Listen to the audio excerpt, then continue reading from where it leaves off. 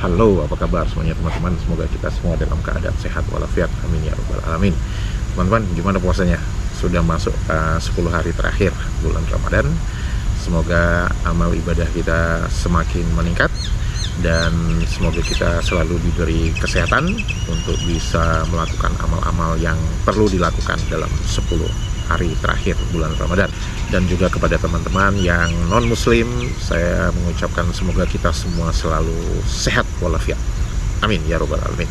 Sekarang saya ingin melanjutkan obrolan tentang 3 kata untuk teman-teman yang suka bulu tangkis, baik itu dari Indonesia ataupun Malaysia. Pasti akan mengetahui ada tentang kemarin kejuaraan terakhir, kejuaraan besar Super Series yang seri 1000 All England yang dimainkan di Birmingham ya. Dimana di finalnya itu mempertemukan pasangan ganda Indonesia Fajar Rian mempertemukan dengan pasangan ganda Malaysia Woyi dengan Aaron Chia. Dan kali ini saya bukan ingin ngobrolin tentang bulu tangkis, bagaimana pertandingan bulu tangkis itu sendiri, tapi saya ingin memberitahu kepada teman-teman, waktu saya menonton siaran langsung itu, si reporter Malaysianya itu mengatakan bahwa ini adalah pertemuan beregu negara Malaysia berhadapan dengan beregu negara Indonesia. Dan untuk teman-teman Indonesia tentu kata ini agak aneh ya, karena kalau di Indonesia beregu itu berarti kata kerja yang berupa regu ya, berkelompok yang terdiri atas beberapa orang. Itu pengertian di Indonesia, karena sudah ada kata beregu. Be itu biasanya udah mengatakan itu kata kerja. Sedangkan di Malaysia beregu itu artinya berpasangan, 2 orang dalam satu pasukan yang bertanding, seperti disebut beregu lelaki ya. Jadi itu konsisten dengan omongan yang diucapkan oleh si reporter Malaysia itu, mengatakan bahwa beregu negara maksudnya ganda negara, beregu lelaki itu maksudnya ganda putra, beregu wanita itu maksudnya ganda putri. Mari kita lihat sekarang di Kamus Besar Bahasa Indonesia apa arti ganda. Arti ganda, arti kata pertama yaitu tentang hitungan atau kali atau lipat. Arti kedua yaitu berbayang, seakan-akan ada 2. Arti ketiga itu adalah berpasangan. Kalau teman-teman perhatikan, ini sama dengan definisi bahasa Melayu Malaysia, di mana beregu itu artinya berpasangan. Saya tahu teman-teman akan ngomong, wah itu kan berarti urutannya kan ada 1, 2, 3. Berarti harusnya Indonesia itu mengutamakan artinya adalah tentang hitungan kali atau lipat. Ya tergantung konteksnya.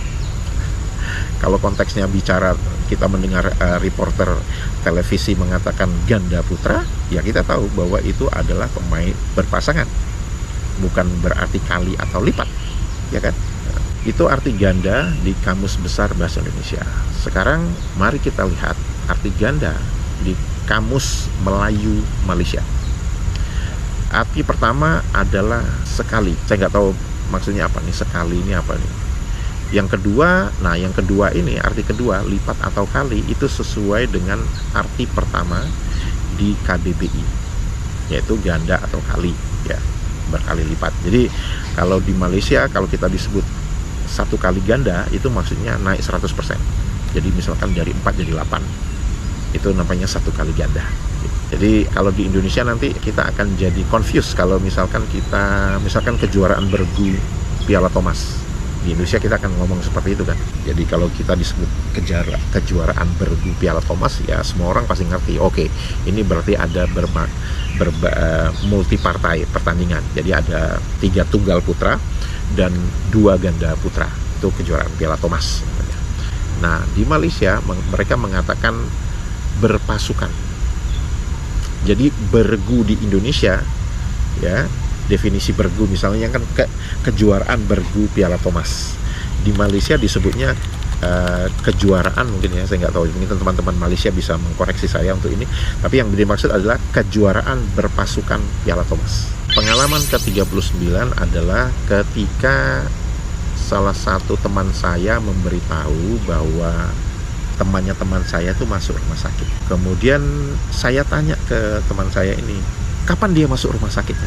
Teman-teman di Malaysia pasti berasosiasinya langsung dengan kain kafan, kain yang membungkus mayat gitu kan. Kain putih biasanya, yang itu disebut kain kafan di Indonesia.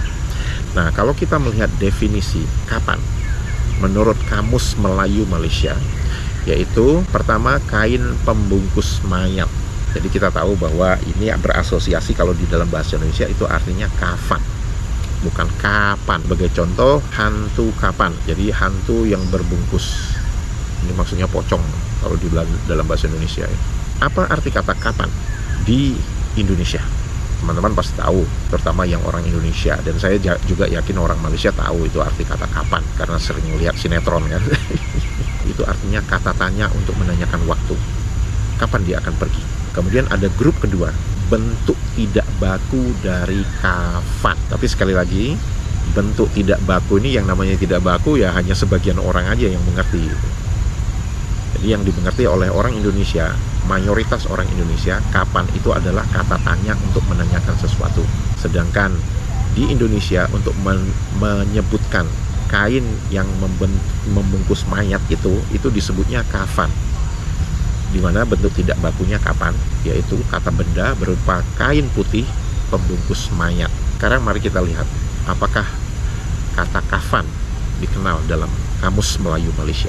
Ada, teman-teman, dan definisinya itu sama dengan definisi kafan di Indonesia, yaitu kapan kain pembungkus mayat. Oke, jadi kalau di Malaysia berarti mayoritas orang kalau menggunakan kata kapan untuk merujuk kepada kain pembungkus mayat. Sedangkan di Indonesia, kata kapan mayoritas orang Indonesia akan mengerti bahwa itu menanyakan waktu.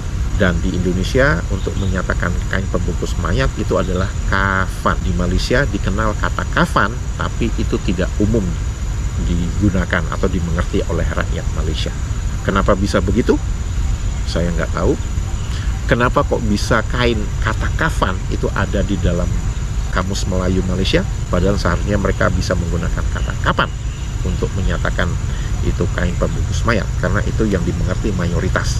Kenapa ada kafan di dalam Kamus Melayu Malaysia, padahal kata kafan itu mungkin tidak banyak dimengerti oleh rakyat Malaysia? Ataukah kata itu diserap dari kosakata bahasa Indonesia? Saya sedang melakukan penelitian untuk itu. Jadi apa kata pengganti kata penunjuk waktu kalau misalkan teman-teman di Indonesia ingin bertanya kepada teman di Malaysia? Maka pengganti katanya adalah bila. Menurut Kamus Besar Bahasa Indonesia, bila itu berarti kata tanya untuk menanyakan waktu dan sinonim dengan kapan. Pengalaman ke-40.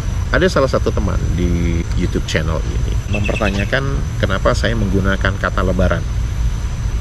Padahal di kamusnya mungkin mengatakan itu Aidil Fitri atau Aidil Adha. Oke, untuk teman-teman Indonesia bahwa sebagai pengetahuan aja bahwa kata Idul Fitri, kata Idul Adha itu di Malaysia ditulisnya Aidil Fitri dan Aidil Adha.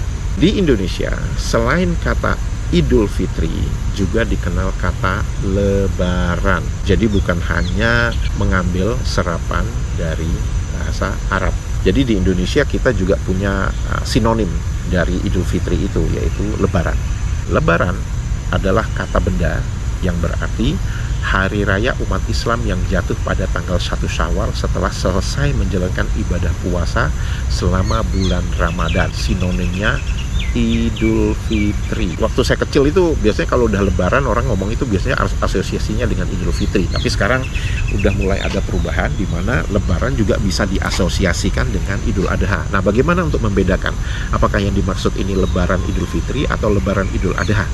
Nah, untuk di Lebaran Idul Adha, maka ada kata gabungannya, lebaran besar atau lebaran haji. Nah, itu untuk menandakan bahwa yang dimaksud lebaran haji itu adalah Idul Adha. Nah, pertanyaannya, apakah Malaysia mengenal kata lebaran? Sebagian orang Malaysia mungkin mengatakan, tidak, kita tidak mengenal kata lebaran. Kami mengenal kata Aidil Fitri, Aidil Adha. Anda yakin bahwa kata lebaran tidak ada dalam kamus Melayu Malaysia? Saat ini saya berada di Kuala Lumpur dan hampir setiap kali mau lebaran ini di Malaysia, baik di televisi, baik di iklan-iklan, itu saya membaca semua, mendengar semua. Bahkan artis-artis Malaysia juga mengatakan selamat lebaran atau selamat berlebaran. Menurut Kamus Melayu Malaysia, kata lebaran itu adalah serapan dari Jakarta, yang berarti hari raya puasa pada 1 Syawal, dan kalau digunakan lebaran haji maka itu menjadi hari raya haji atau Idul Adha. Artinya, terutama kepada teman-teman Malaysia, kata lebaran itu ada dalam Kamus Melayu Malaysia. Tapi kalau kita mau bicara tentang, kembali ke pertanyaan teman saya tadi, kenapa menggunakan kata lebaran? Kenapa tidak menggunakan kata Aidil Fitri, Aidil Adha? Nah, sekarang pertanyaan dibalik. Kenapa di Malaysia menggunakan kata lebaran, padahal kata lebaran itu adalah serapan dari Jakarta? Kenapa tidak menggunakan Aidil Fitri atau Aidil Adha? Sekarang pertanyaannya, kenapa tidak ditulis kosakata dari Indonesia? Kenapa disebutnya kosakata Jakarta? Karena, ini saya mau ngomongin sedikit ya.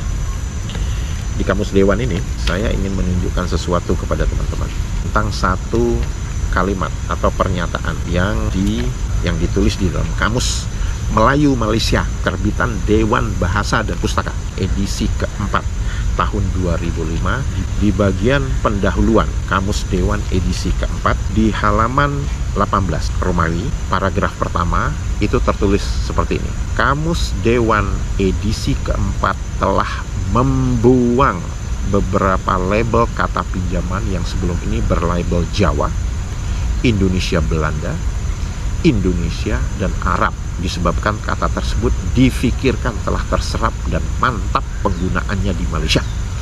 Misalnya kan perkataan awet dan kuno yang dahulunya dilabelkan sebagai kata Jawa dalam Kamus Dewan edisi ketiga. Jadi kebetulan saya nggak punya Kamus Dewan edisi yang sebelumnya, sehingga saya tidak bisa membandingkan kata apa aja yang dihilangkan sumbernya. Tapi yang menarik itu adalah kembali ke kata lebaran itu, bahwa ternyata kata lebaran itu dituliskan dari bahasa Jakarta.